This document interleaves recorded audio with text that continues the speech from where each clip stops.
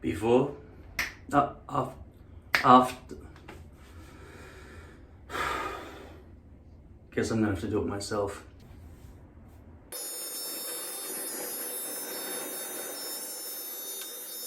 I received this in the mail.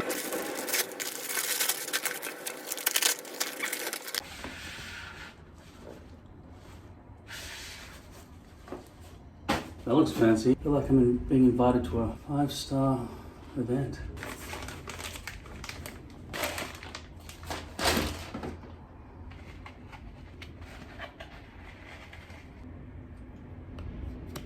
Style, Lewis. Color number 4, 8 by 10 inches. This is a poly base. I don't know the thickness.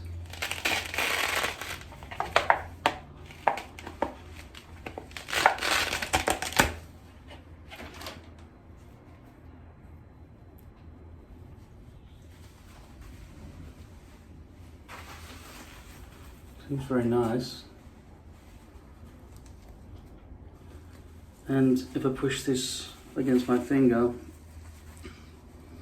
you can see how much shine or visibility it has. As I always say,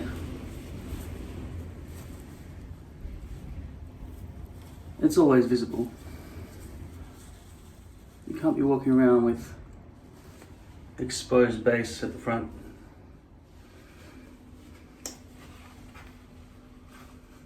This isn't wet, but my hair is kind of wet, so it'll be interesting to see how well this matches. It's not like I did a colour match with them, they just sent me colour number 4.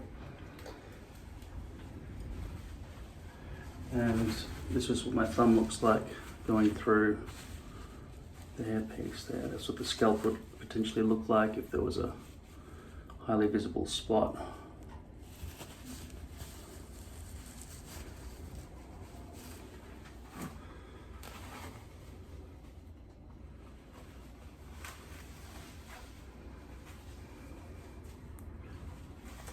Their Auschwitz tag is really small and dark and invisible. In fact, they just stamped it. That's sensible, isn't it? They didn't put some ridiculous sticker on there that's impossible to remove. It's just, or if it is, I can't, my eyesight's not good enough to tell. Can you see? Whatever it is the least obtrusive Auschwitz tag I've seen. So I'm pretty happy with that. Now, given that I am still in the present moment looking at using this size, a leaf shape, it's in my best interest to try to get hair pieces that are stitched outwards from the crown, rather than having zigzags at the back. So the direction of the back part of the hairpiece is important to me. The front is expected to be nose to spine. If with V-loops, the direction of the stitching is highly visible, right?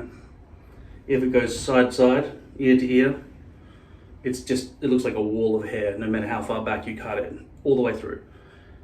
So it's very important, it's vital, and I've never seen a hair company fail to do this. At the front hairline, it's always nose to spine. But the problem is, with me, I want to try and save money and cut out the back part and use that as the front hairline as well. So I need nose to spine stitching in that way as well. And just by looking at my eyesight's not perfectly good, but it looks like they have done it correctly. It's all stitched outwards from the crown, from the looks of it, which is very good. It means I could potentially use both ends. And if it's going in all directions, I could maybe get 3 hair pieces out of this. I know I talked about making a bigger hair piece, but I'm not ready for that yet. So long as this is long enough, I can conceal this channel of baldness a lot. You might think it's not a lot if you see it through this beaming light coming down my head all the time, but it's not as bad as this is, right? This area is just bald. That is definitely bald, that's bald, and that's very thin. So I have to get rid of all that. or just shave my head. And I don't want to shave my head, so it's like a medical experiment. Okay, so I'm gonna go and cut this out and bleach the front. The top one is from the front of the hairpiece, which is designed to be cut there. Now I haven't bleached any of these. The other two are just the dregs from the back corners where, I'll show you in a second. So I'm going to show you now what it looks like against the skin without any glue. So that's how it would look like coming out of a person's skin. Okay.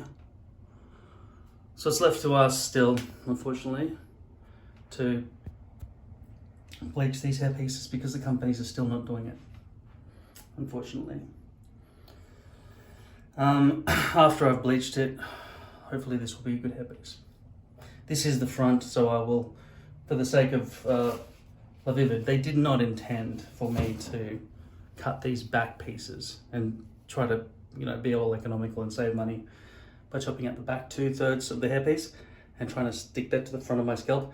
But this is the genuine front of the hairpiece, as it was designed to be. Okay? That's how they built it. Straight lines all the way down, completely visible to everybody who looks at your face. LaVivid and everybody else who's listening from companies, please, it's time now, I think, bleach the roots of all poly hair pieces with dark hair.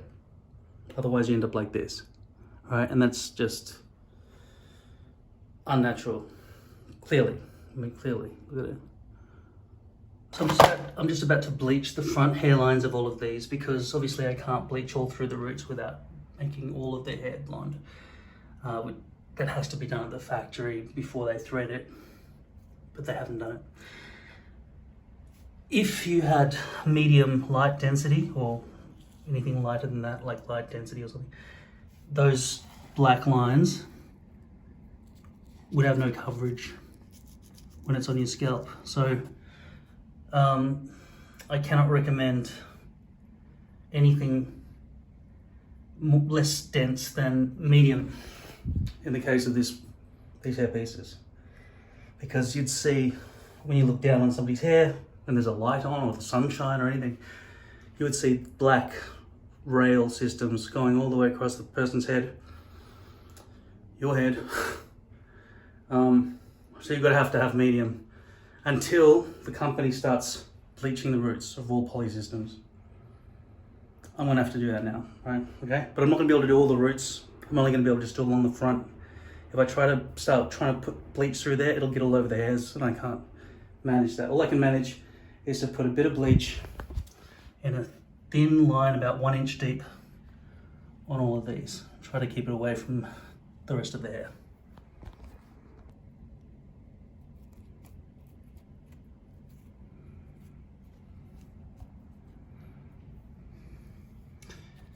Okay, so you might look at this and think, why would you even buy poly if this is what you have to do? Well, the truth is, I have to do it with lace as well. But on lace, I can flip the whole thing upside down and just spread this glue all over the knots, and the knots never get 100% bleached anyway. They're much better, of course, if you put some bleach on them. Nordic Blonde, this is peroxide. But the hair industry, after all these years, is still refusing, for some unknown reason, to bleach the knots or figure out a system, a dipping system, or just a pre-bleach before you thread. They're not doing anything about it. So we're all just stuck having to keep doing this for ourselves. You think I should just go with a comb over?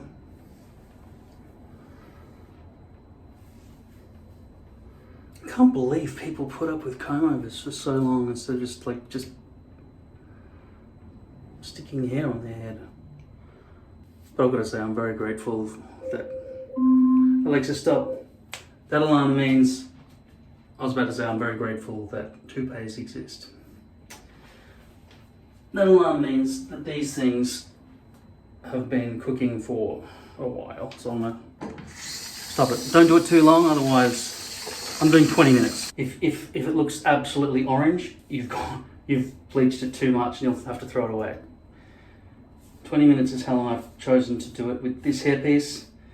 And also there's another thing. If this was a bad company, which it's clearly not, this would not bleach at all, because it would have been dyed with clothing dye, which is what cheap companies use.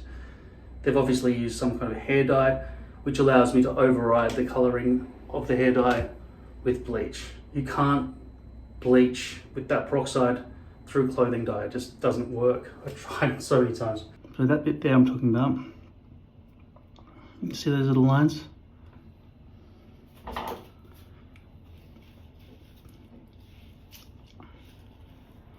I thought I'd snipped away most of this, but as you can see, as I put my scissors down there, you can see all that exposed base, which needs to be removed. Because when you cut your hairpiece out of a stencil, that ends up being all over the place. This is what I'm talking about with graduation. You can't get away with it. You have to bleach. Or more importantly, the company should bleach for us, but they never do. There's not even an option. There is with lace. They say, do you want bleach knots? It's like, well, of course I do. What, instead of having like dead ants crushed all over my scalp? Are you kidding me? But with poly, I've never seen a company give you that option.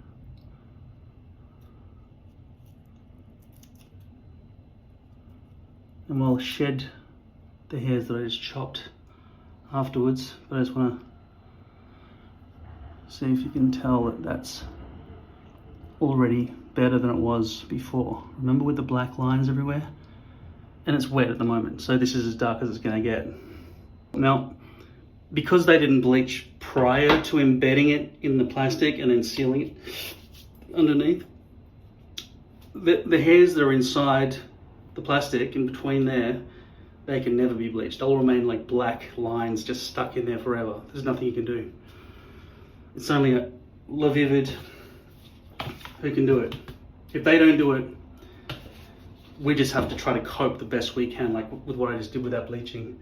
But as you can see, the hair quality is really nice. The stitching is nice. It goes out from the crown in all directions. It doesn't zigzag all over the place when they get to the back, because they don't give a shit. It's good. Okay. There were bells on a hill, but I never heard them ringing. I pre-glued this.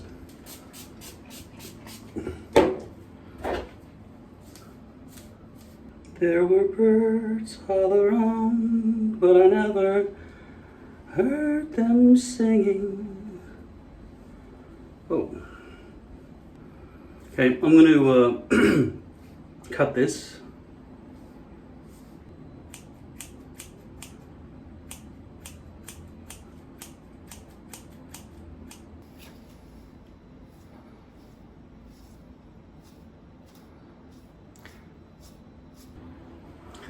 So this is the hair after it dried with this stuff in it. This has given it a kind of a stiffness to the hair by Frizzies, Dream Curls. Kind of keeps it positioned in a sort of soft way.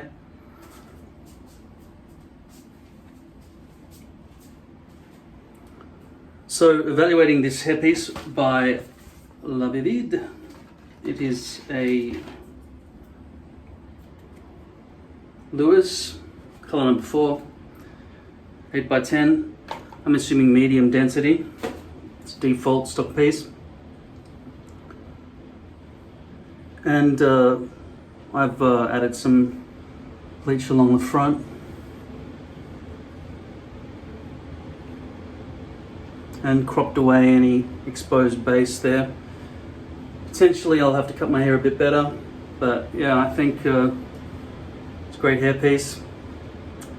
Just it's a shame that hair companies are not bleaching the roots on all hair pieces, just every single hair piece they make. You want to bleach your roots if they're anything darker than blonde.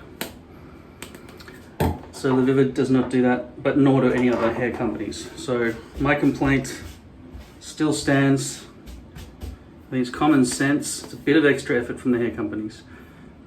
It would be a complete overhaul of their company, but they should all have started doing this from the very beginning. I would give extreme consideration to being a regular customer of any hair company who's the first to do that. And then it should just become industry standard. But yeah, great hairpiece.